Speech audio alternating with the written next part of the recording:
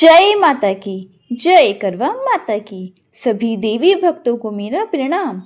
अश्विन मास की कृष्ण पक्ष की चतुर्थी को करवा चौथ का व्रत किया जाता है। माता पार्वती ने शिव के लिए, द्रौपदी ने पांडवों के लिए करवा चौथ व्रत किया था।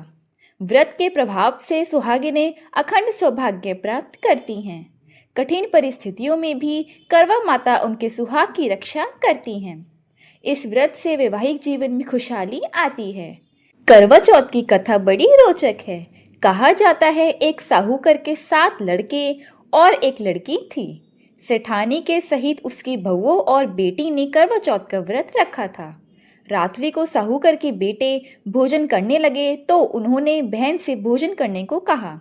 इस पर बहन ने उत्तर दिया, भाई अभी चांद नहीं निकला है, उसके निकलने पर अर्घ देकर ही भोजन करूंगी।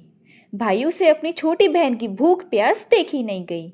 उन्होंने नगर के बाहर जाकर अग्नि जला दी और छलनी ले जाकर उसमें से प्रकाश दिखाते हुए उन्होंने बहन से कहा, बहन चांद निकल आया है, अर्घ देकर भोजन कर लो।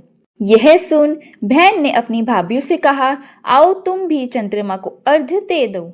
परंतु भाभियां सब जानती थी। उन्होंने कहा कि अभी चांद नहीं निकला है, तुम्हारे सातों भाई अग्नि का प्रकाश छलनी में से दिखा रहे हैं। भाभियों की बात सुनकर भी उसने कुछ ध्यान ना दिया और भाइयों द्वारा दिखाए गए प्रकाश को ही अर्घ देकर भोजन कर लिया। इस प्रकार व्रत भंग करने से गणेश जी अप्रसन्न हो गए। इसके बाद उसका पति सख्त बीमार पड़ गया और जो कुछ घर में था सब उसकी बीमारी में लग गया। जब उसे अपने किए हुए दोषों का पता चला तो उसे बड़ा पश्चाताप हुआ।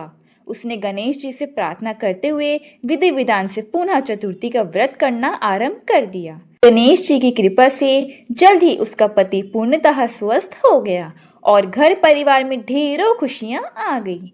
इस प्रकार जो कोई छल कपट को त्याग कर श्रद्धा भक्ति से चतुर्थी का व्रत करेंगे वह सब प्रकार से सुखी होते हुए कलेशों से मुक्त हो जाएंगे। इस व्रत में करवे का विशेष महत्व है। महिलाएं 16 श्रृंगार करती हैं, कथा सुनती हैं और छलनी से चांद में पति का दर्शन करती हैं। माना जाता है कि इस व्रत से पति की आयु लंबी होती है और दाम्पत्य जीवन सुखमय बनता है।